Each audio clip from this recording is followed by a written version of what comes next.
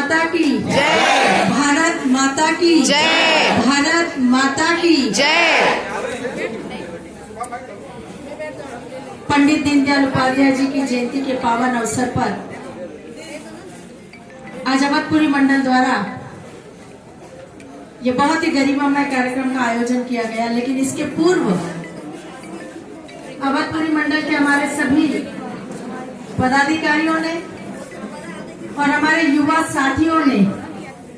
जिस प्रकार से मेरे जन्मदिन को आज मनाया, तो मुझे अपने आप में शक होने लगा था कि जन्मदिन आज है कि कल। इतने उत्साह और उल्लास के साथ जन्मदिन के एक दिन पूर्व मनाना, ये शायद मेरे जीवन की भी बहुत बड़ी घटना है। और इसके लिए मैं अवधपुरी मंडल के मेरे सभी पदाधिकारीगण, जनप्रतिनिधिगण, कार्यकर्ताओं को और युवा साथियों को जिन्होंने आज के कार्यक्रम का आयोजन किया, हमारे भाई आनंद पाठक जी को जो नवनियुक्त अभी हमारे विधायक प्रतिनिधि बने हैं, मैं हृदय की अनंत गहराइयों से आज जो स्वागत आपने किया है, जो विश्वास मुझ में व्यक्त किया है, और मैं ये देख रही थी कि यह कोई औपचारिकता वाला स्वागत नहीं था, बल्कि हृदय की अंतरात्मा से जो खुशी निकलती है मन की, वो मुझे सबके चेहरों पर दिखाई दे रही थी।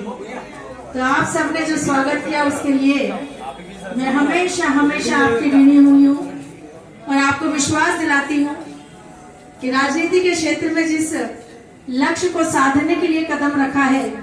आप सबके सहयोग से हम निश्चित रूप से उस लक्ष्य को जरूर प्राप्त करेंगे। आज हम एकात्म मानववाद के प्रणेता पंडित दीनदयाल उपाध्याय जी की जयंती मना रहे हैं, और चूंकि बड़ी संख्या में यहाँ युवा साथी उपस्थित हैं, यह हमारी वह नई पीढ़ी है जो आने वाले समय में इस देश के जिम्मेदारी संभालने जा रही है। और इसलिए इस नई पीढ़ी के मन और मस्तिष्क में यह बात बहुत अच्छी तरह से स्थापित होना चाहिए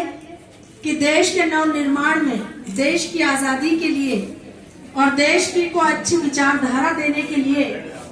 किन राजनीतिक दल का योगदान रहा है। क्योंकि हम यही जानते थे, आज की नई पीढ़ी भी यही जानती है कि आजादी का संघर्ष यदि किसी राजनीतिक दल ने किया तो वो कांग्रेस ने किया, और कांग्रेस ही है जिसने इस देश को आजादी दिलाई, कांग्रेस ही है जिसने इस देश को आगे बढ़ाया। ये वास्तव में बहुत बड़ी भूल हम सब की है। कांग्रेस ने, कांग्रेस की विचारधारा ने हमारे भारतवर्ष का बहुत नुकसान किया है। आजादी का संघर्ष अगर कांग्रेस के बैनर तले सबने लड़ा था तो सिर्फ इसलिए लड़ा था क्योंकि देश के राष्ट्रपिता महात्मा गांधी जी ने ये कहा था कि इस समय हमारी लड़ाई अंग्रेजों से है, इस समय हमारा उद्देश्य अंग्रेजों को इस देश से खदेड़कर बाहर भेजना है, हमारे देश को गुलामी से मुक्ति दिलाना है। और इसीलिए जरूरी है कि हम सब एक छाते के नीचे एकजुट होकर यह लड़ाई लड़ें, ताकि हमारी ताकत बनी रहे, ताकि हमारी एकता बनी रहे। और यही कारण था कि उस समय सबने कांग्रेस के बैनर तले ये लड़ाई लड़ी थी। उसमें सभी विचारधाराओं के लोग शामिल थे। लेकिन आजादी के बाद जैसे ही देश आजाद हुआ,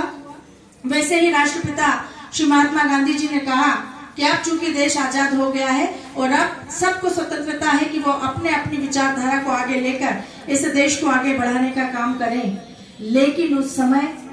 जिस प्रकार से पंडित जवाहरलाल नेहरू ने